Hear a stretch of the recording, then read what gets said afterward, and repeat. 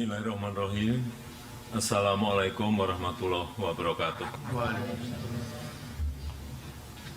Bapak, Ibu, dan saudara-saudara sekalian, pertama-tama saya ingin mengucapkan terima kasih dan penghargaan yang setinggi-tingginya kepada seluruh jajaran gugus tugas di tingkat pusat sampai ke daerah, sampai gugus tugas di desa, RT maupun RW, dan juga seluruh tenaga medis, dokter, perawat, relawan, dan juga personel Polri, dan seluruh prajurit TNI yang telah bekerja keras, tak kenal waktu, dengan penuh dedikasi dan pengabdian untuk pengendalian COVID. Tapi juga harus saya ingatkan bahwa tugas besar kita belum berakhir, ancaman COVID masih ada, kondisi masih dinamis, ada daerah yang kasus barunya turun, tapi juga ada daerah yang kasus barunya meningkat, ada daerah yang juga sudah nihil, dan perlu saya ingatkan, jangan sampai terjadi gelombang kedua, the second wave. Jangan sampai terjadi lonjakan. Ini yang ingin saya ingatkan kepada kita semuanya. Dan situasi seperti ini akan kita hadapi terus sampai vaksin bisa ditemukan. Dan bisa kita pergunakan secara efektif. Karena kalau vaksinnya sudah ketemu, itu masih harus ada uji klinis, uji lapangan, kemudian juga masih harus diproduksi yang memerlukan waktu. Oleh sebab itu, kita harus beradaptasi dengan COVID.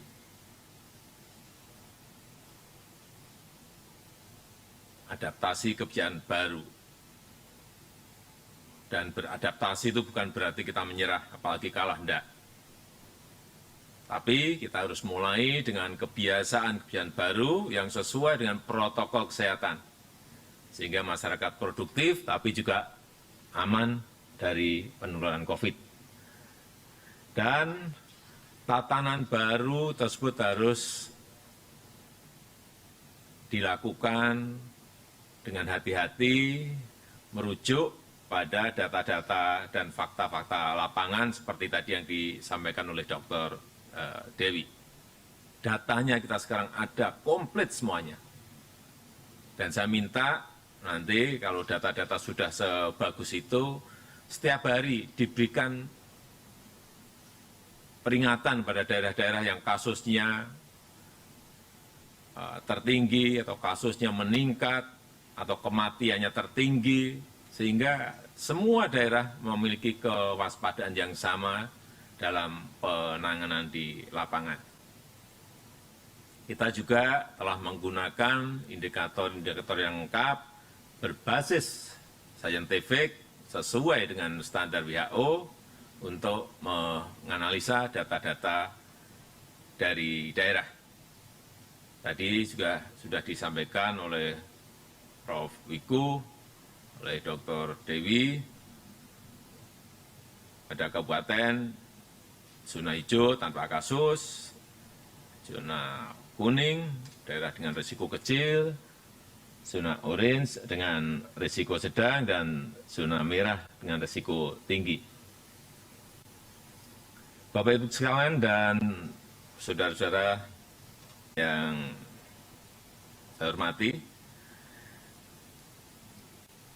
pembukaan sebuah daerah menuju sebuah tatanan baru, masyarakat yang produktif dan aman COVID, perlu saya ingatkan, harus melalui tahapan-tahapan yang ketat, harus melalui tahapan-tahapan yang hati-hati, jangan sampai ada kesalahan kita memutuskan sehingga terjadi kenaikan kasus di sebuah daerah karena tahapan-tahapan tidak kita kerjakan secara baik. Yang pertama perlu saya ingatkan, perlunya prakondisi yang ketat. Ini yang paling penting, sosialisasi kepada masyarakat sudah masif, sehingga bagaimana mengenai penggunaan masker, mengenai jaga jarak, mengenai cuci tangan, mengenai jangan masuk ke kerumunan, keramaian yang terlalu padat. Saya kira kalau ini terus disampaikan kepada masyarakat, diikuti tentu saja dengan simulasi-simulasi yang baik, sehingga saat kita masuk ke dalam tatanan normal baru, kedisiplinan warga itu sudah betul-betul siap dan ada. Inilah prakondisi yang kita siapkan. Sehingga disiplin pakai masker, jaga jarak aman, sering cuci tangan, hindari kerumunan, tingkatkan imunitas, saya kira terus harus kita sampaikan kepada masyarakat. Saya juga sudah perintahkan kepada Panglima TNI dan Kapolri untuk menghadirkan aparat di titik-titik keramaian di daerah untuk mengingatkan warga agar disiplin, untuk mengingatkan warga agar mematuhi protokol kesehatan. Yang kedua, yang berkaitan dengan penentuan waktu, ini penting sekali. Kapan timingnya, ini penting sekali. Ini harus tepat. Kalkulasinya, hitungannya berdasarkan data dan fakta lapangan yang ada.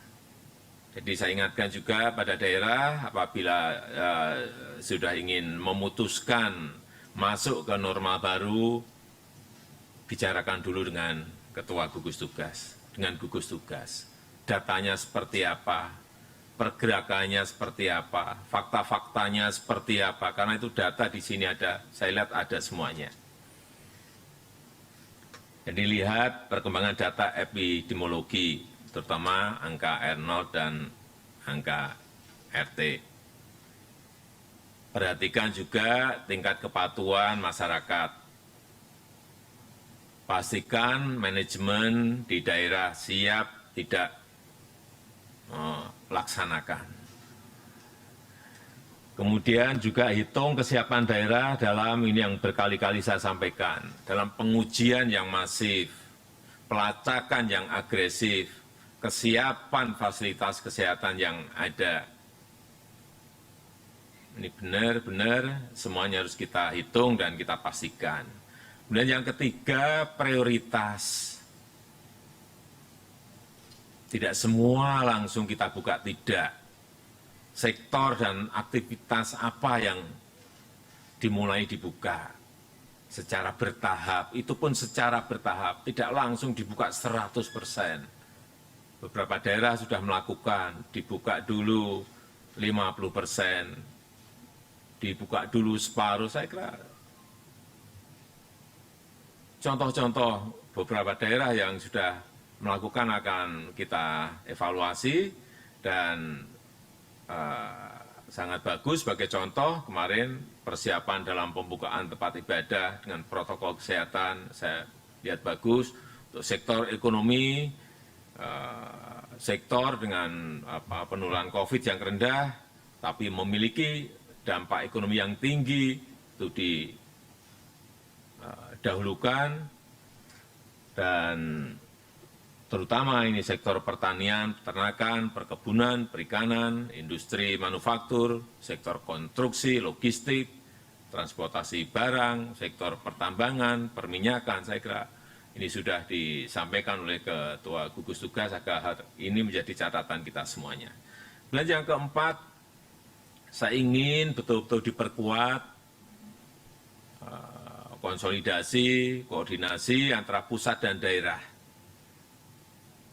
provinsi, kabupaten, dan kota, sampai tentu saja ketika desa, RT, dan RW. Perkuat juga koordinasi di internal Forkompinda. Ini penting sekali dan tentu saja yang lebih penting lagi libatkan semua elemen masyarakat sehingga kita semuanya bergotong royong, bersinergi, bekerja menyelesaikan persoalan besar ini. Yang kelima, evaluasi secara rutin.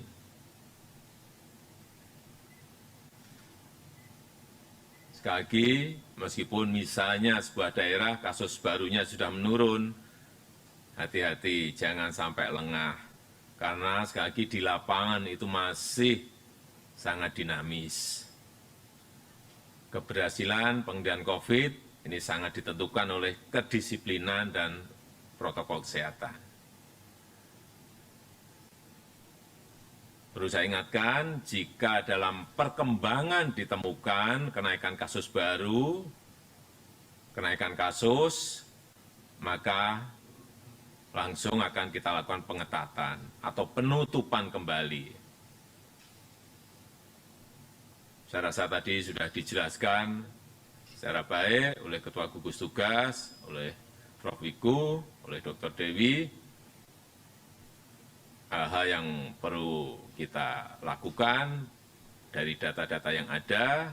Saya kira kita harus semuanya optimis bahwa tantangan yang kita hadapi ini bisa kita kendalikan dengan baik, dengan harapan kita bisa menyelesaikan dalam waktu yang sesingkat-singkatnya sehingga kita bisa beraktivitas kembali. Saya rasa itu yang bisa saya sampaikan pada kesempatan yang baik ini. Selamat bertugas. Semoga Allah Subhanahu wa taala, Tuhan yang Maha Kuasa selalu melindungi kita semuanya. Terima kasih. Wassalamualaikum warahmatullahi wabarakatuh.